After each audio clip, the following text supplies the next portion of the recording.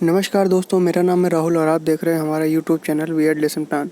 तो lesson plan के series में आज हम इतिहास विषय के लिए एक लेसन प्लान लेकर हाजिर हैं, जिसका प्रकरण है सशस्त्र क्रांतिकारियों का योगदान।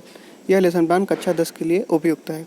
तो चलिए शुरू करते हैं। जैसा कि आप लोग जानते हैं कि लेसन प्लान के फॉर्मेट में सबसे ऊपर हम पाठ्य योजना संख्या लिखते हैं, उसके बाद संस्था या विद्यालय का नाम जहाँ भी आप शिक्षण के लिए जाएंगे, और उसके बाद ब्लॉक्स बनाते हैं जिनमें दिनांक, कक्षा, विषय, चक्र और अवधि लिखते हैं।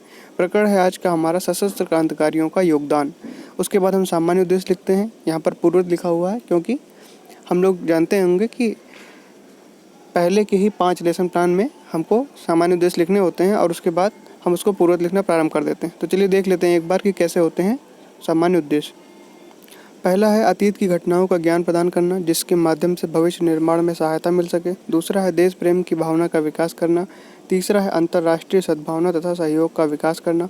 चौथा है छात्रों में ऐतिहासिक दृष्टिकोण विकसित करना। पांचवा है मानव की सांस्कृतिक विरासत के प्रति रुचि उत्पन्न करना। छठा है छात्रों में इतिहास के प्रति स्थायी रुचि पैदा करना।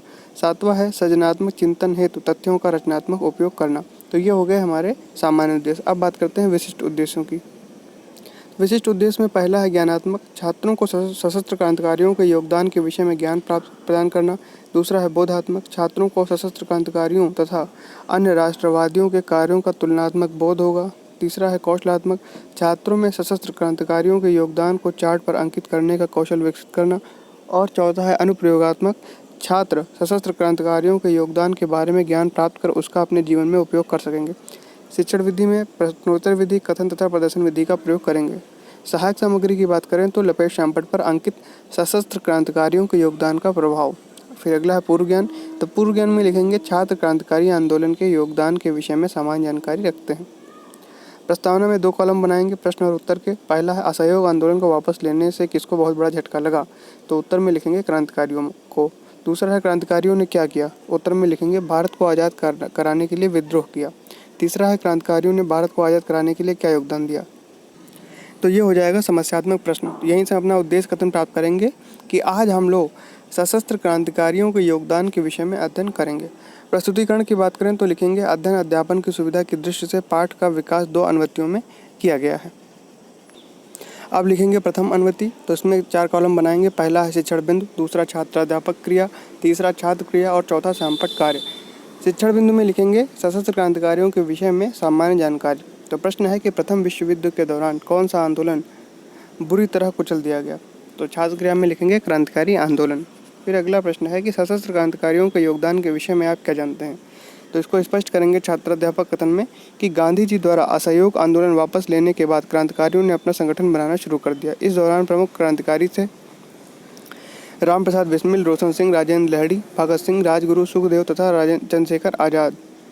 1924 में क्रांतिकारियों का कानपुर में एक सम्मेलन हुआ तथा हिंदुस्तान रिपब्लिकन एसोसिएशन का गठन किया गया। अगला शिक्षण बिंदु में लिखेंगे कि क्रांतिकारियों के योगदानों का प्रभाव। तो पहला प्रश्न है कि सशस्त्र क्रांतिकारियों के कार्यों का राष्ट्रीय आंदोलन पर क्या प्रभाव पड़ा।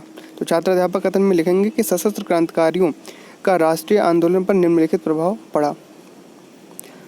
पहला है देश के युवा वर्ग क्रांतिकारियों के कार्यों से अधिक प्रभावित हुए। दूसरा है क्रांतिकारियों के वीरतापूर्ण कार्यों से अंग्रेज अत्यधिक भयभीत हो गए।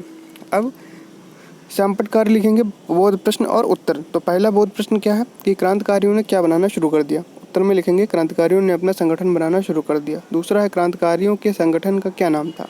उत्तर में लिखेंगे क्रांतिकारियों के संगठन का नाम हिंदुस्तान रिपब्लिकन एसोसिएशन था। तीसरा प्रश्न है सशस्त्र क्रांतिकारियों के कार्यों का कोई एक प्रभाव बताइए। उत्तर में लिखेंगे कि देश के युवा वर्ग को देश के लिए मर मिटने की प्रेरणा मिली। निरीक्षण कार्य में लिखेंगे छात्रों को शाम पर सारांश लिखने का निर्देश देकर संपूर्ण कक्षा का निरीक्षण किया जाएगा। द्वितीय अनुवृत्ति में लिखेंगे शिक्षण बिंदु, छात्राध्यापक क्रियाएं, छात्र क्रियाएं और संपट कार्य। तो शिक्षण बिंदु में लिखेंगे काकोरी कांड।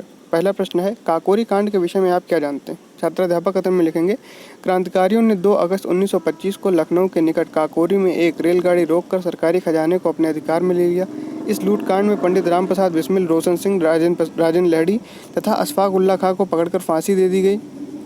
एक अन्य क्रांतिकारी चंद्रशेखर आज़ाद फरार हो गए, जो 1931 में इलाहाबाद के अल्फ्रेड पार्क में अंग्रेजों से मुठभेड़ करने में शहीद हो गए। छात्र क्रिया में हर छात्राध्यापक कथन के बगल में लिख देंगे कि छात्र ध्यानपूर्वक सुनेंगे एवं समझने का प्रयास करेंगे। अब अगले शिक्षण बिंदु में लिखेंगे लाहौर कांड। तो प्रश्न है कि लाहौर कांड के विषय में आप क्या जानते हैं। तो छात्र अध्यापक कथन में लिखेंगे कि जब 1929 ईस्वी में भगत सिंह व बटुकेश्वर दत्त ने दिल्ली की केंद्रीय विधानसभा में बम फेंका तो भगत सिंह को व उनके साथियों पर सैंडर्स हत्याकांड से संबंधित मुकदमा लाहौर में चला। इसके तहत भगत सिंह, राजगुरु सुखदेव को फांसी हुई। 23 मार्च 1931 को फांसी दी गई। यह मुकदमा लाहौर कांड के नाम से प्रसिद्ध है। और छात्रगृह में लिखेंगे कि छात्र ध्यानपूर्वक सुनेंगे। अब श्यामपटकार में 2 कॉलम बनाएंगे, बोध प्रश्न और उत्तर। पहला प्रश्न है काकोरी कांड कब हुआ। उत्तर में लिखेंगे 3 अगस्त 1925 को काकोरी कांड हुआ। दूसरा है चंद्रशेखर आज़ाद कहाँ शहीद हुए। उत्तर में लिखेंगे चंद्रशेखर आज़ाद अल्फ्रेड पार्क इलाहाबाद में शहीद हुए। तीसरा प्रश्न है भगत सिंह को फांसी कब दी गई। उत्तर में लिखेंगे भगत सिंह को फांसी 23 मार्च 1931 को दी गई। अब निरीक्षण कार्य में लिखेंगे कि छात्रों को सैंपल सारांश लिखने का निर्देश देकर संपूर्ण कक्षा का निरीक्षण कार्य किया जाएगा। पुनरावृत्ति प्रश्न में पहला है भगत सिंह ने बम कहाँ फेंका। दूसरा प्रश्न है कि हिंदुस्तान रिपब्लिकन एसोसिएशन का गठन कब हुआ।